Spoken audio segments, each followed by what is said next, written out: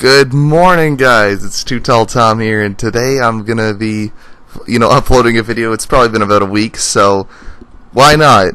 I know you all are wondering with bated breath about how I'm going to talk about what I put in the title, because there's absolutely no surprises in YouTube. So yeah, what I'm gonna be talking about is my take on the whole, I'm going to coin it World War III of YouTube between Leafy, GradeA, Pyro, and Keemstar. Now, let me just put this out there first. I guess this video is going to come off as kind of defensive towards Keemstar, me defending him. I don't personally believe we need any type of TMZ on YouTube. I think that the YouTube news, other than maybe a couple of the videos, are pretty pointless and could easily do with not even existing. Like a lot of the stuff regarding the Call of Duty community, I until I watched DramaAlert, I assumed that the Call of Duty community was irrelevant after the release of Modern Warfare 3. But I guess not. But anyway, so basically the backstory on what's going on with the whole drama is that there's been a lot of Keemstar exposed videos in the past, over his past, him saying the N-word, I might as well say, this, he says type Alex is a stupid nigger in chat. There's the him being exposed about, I think it was beating his girlfriend over Xbox Live chat, something like that. So, yeah, Keemstar's done some stuff in his past that is definitely not very, it's not the best for his general persona and his image. And that's in all honesty, a lot of the problem that comes with having a online career, because as soon as you take an online career, anything it's kind of like the police. Anything you say can and will be used against you in a court of YouTube. But the thing I find interesting is a lot of people now have been kind of making fun of Keemstar and how he's he's comparing YouTube to Game of Thrones. It's completely different. That's that's so cringy. In all honesty, I've been watching DramaAlert for a while. I kind of stopped watching DramaAlert. I think I started around the time that Leafy was small, and then he started kind of shouting out Leafy with the whole hissing thing. That was around where I started, and I'll be honest, that kind of made me check out the Leafy channel. So I understand where he's coming from when he says that he feels betrayed because, these people who were supposed to be his friends randomly started being like, oh, this guy's a fucking asshole, rat, gnome. He's probably, I've got to be honest, he's probably not surprised when someone like Nelfakas comes out and is Keemstar exposed, or, one of these tiny, or not really tiny, because, I'm tiny, but, these smaller YouTubers make a Keemstar exposed video. He's like, oh, whatever. Because they're making it because they want people to know about his past and to not forget what he's done, I believe. Now, Leafy and Grade and all of them are making a coordinated effort to take down his channel.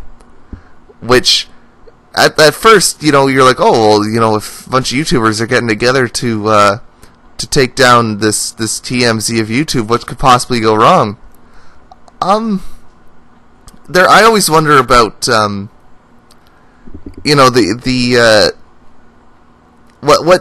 what the people personally want to gain from doing this kind of stuff. Leafy was very buddy with Keemstar until, they're like, oh, well, I don't like the fact that he showed, Pyrocynical's face. And then it's revealed that, Pyro revealed his face, before Keemstar. Keemstar wasn't the one who revealed his face. Grade makes a good counter-argument saying, well, you know what? You have stuff that's on the internet that people wouldn't want you know, people supposedly, you know, bringing focus onto. You know, you've done stuff in the past, and everyone has. Every single person out there, unless they're, you know, some fucking robot, has something that, you know, they know is on the internet and will eventually come up and bite them in the ass. Whether you're a girl and that's, you know, nude pictures he sent to a boyfriend long ago, and then, you know, he got spiteful and was like, well, I'm gonna fucking post these online. Or, you know, whether you're a guy in your dick pics, or whether, you know, you have some unfavorable stuff you said online. People are going to be searching for that and trying to bring you down with it. So, like, everyone has something like that online that, you know, they really wouldn't want being brought up to the forefront. For Pyro, it was his face reveal. For, you know, for Keemstar, it was this apparently this 15-year-old girl that got naked on webcam that Grade has been alleging. So it's understandable where the defense. Oh, see, I'm burping. It's too early for this. You know, where it all comes from. I agree with the whole, you know, if you don't feel like showing your face online, someone shouldn't, you know, just rip the mask off you. That's what supervillains do to Spider-Man. You know, we're not a supervillain. Maybe Keemstar is the next Marvel supervillain.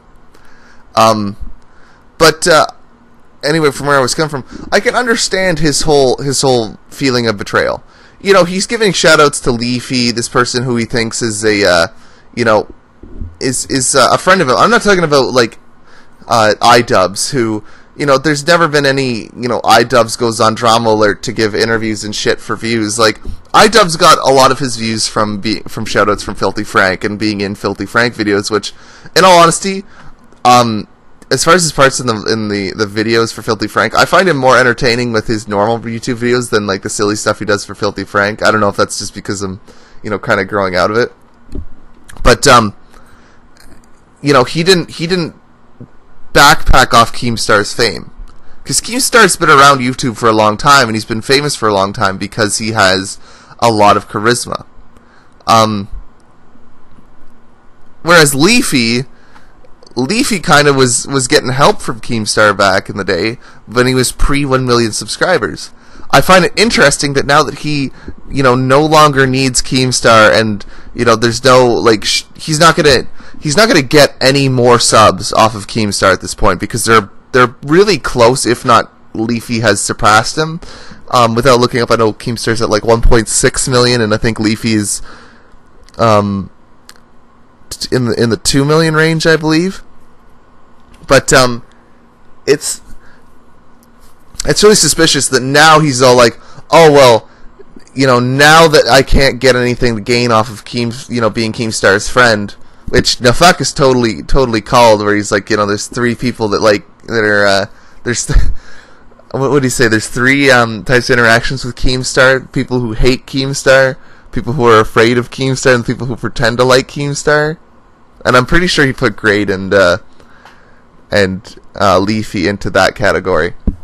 But yeah, like now that Leafy has nothing to gain from Keemstar as far as subscribers go, now all of a sudden he's like, oh well, Keemstar's an asshole. Whereas there's people who have been exposing Keemstar with like 2,000 subs or like 5,000 subscribers. You know, people that Keemstar could honestly fucking destroy their YouTube comment sections just by being like, oh, why don't you just go and type "fuck you, asshole" on these comment sections. Like, they would get completely flooded. But yet Leafy has to wait until he's, you know, safely above Keemstar to the point where, you know, there's no benefit to being friends with him anymore. So I can understand Daniel Keem's point where he believes that this is it's like Game of Thrones, because I mean, and this could be a problem because I've personally never seen Game of Thrones, but there seems to be a lot of backstabbing on the YouTube community. It seems like the ones that are like, oh, well, this is a community and let's all be friends, seem to be like, you know, few and far between.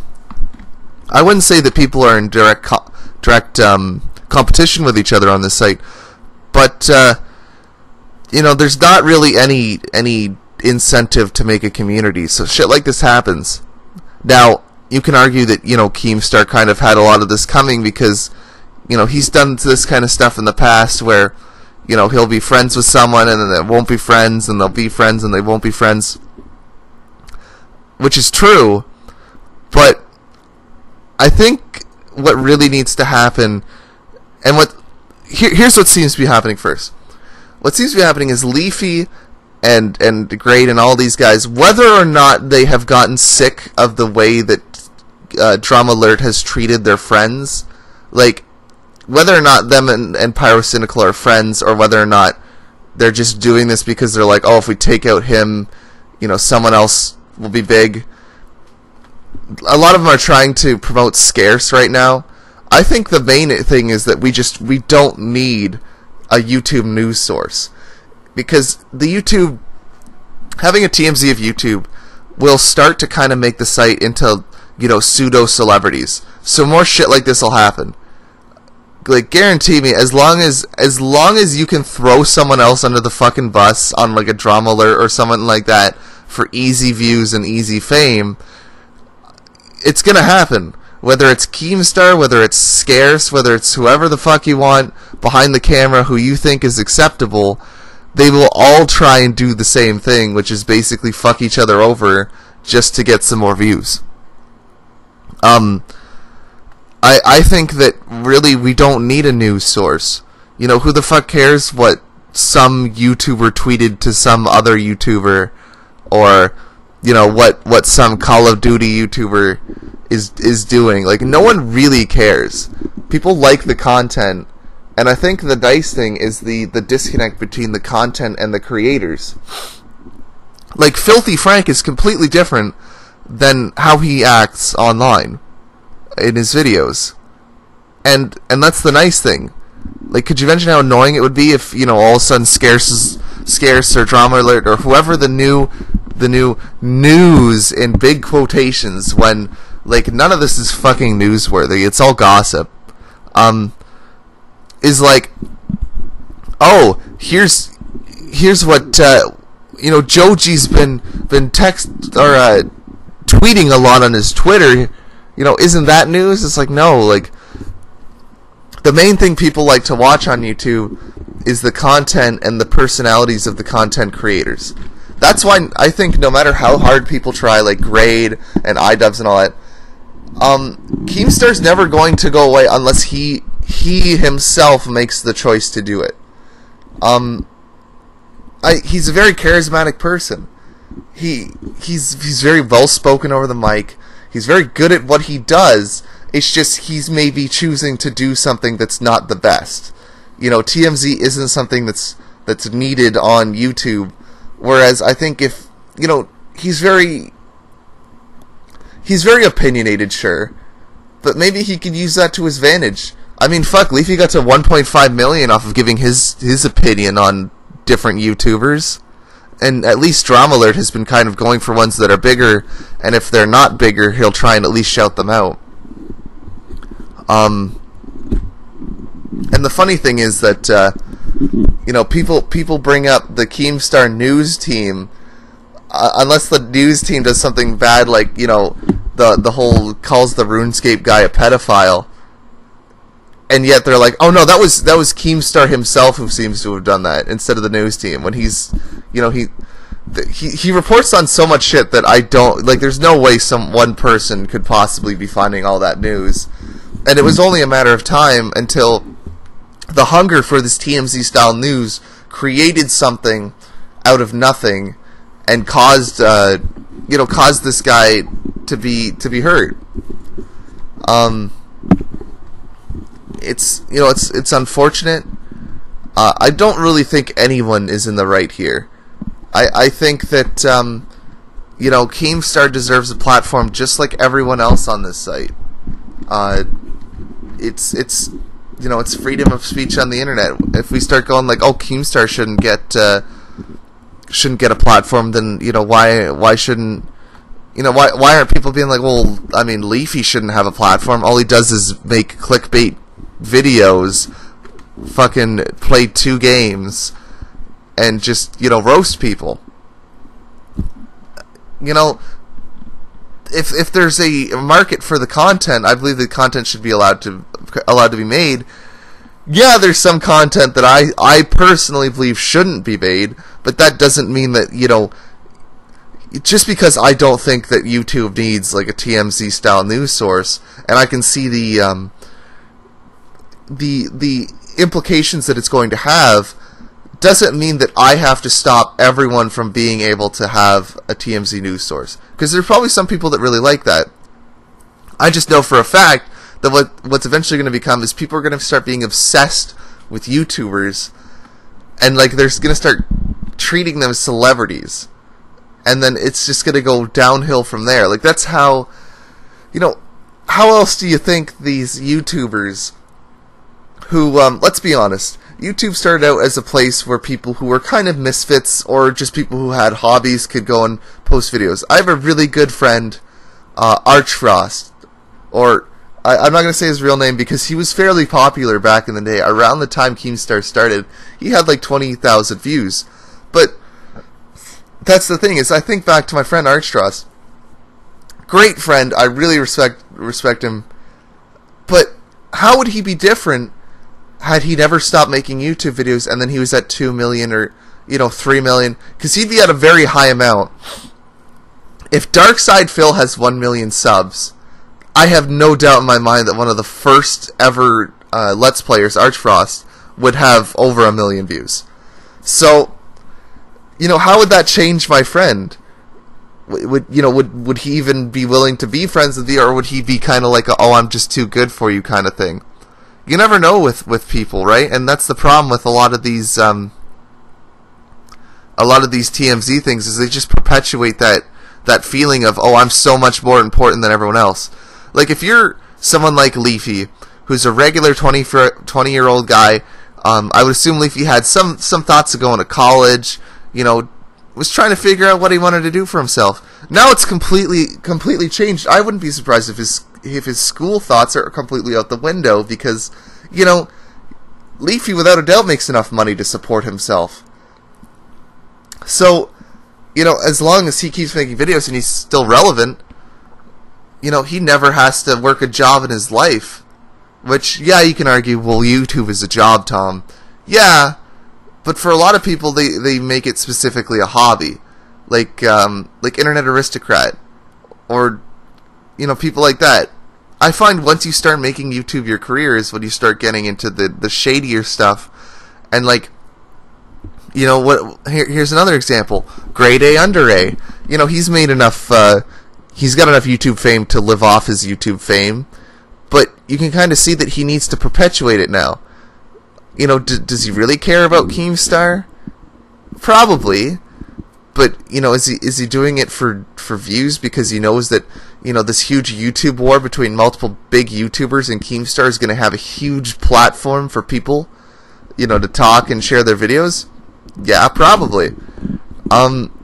You know, it's no mistake that he chooses the video that he's calling out Keemstar to sell fucking t-shirts on. He knows that lots of people will see it.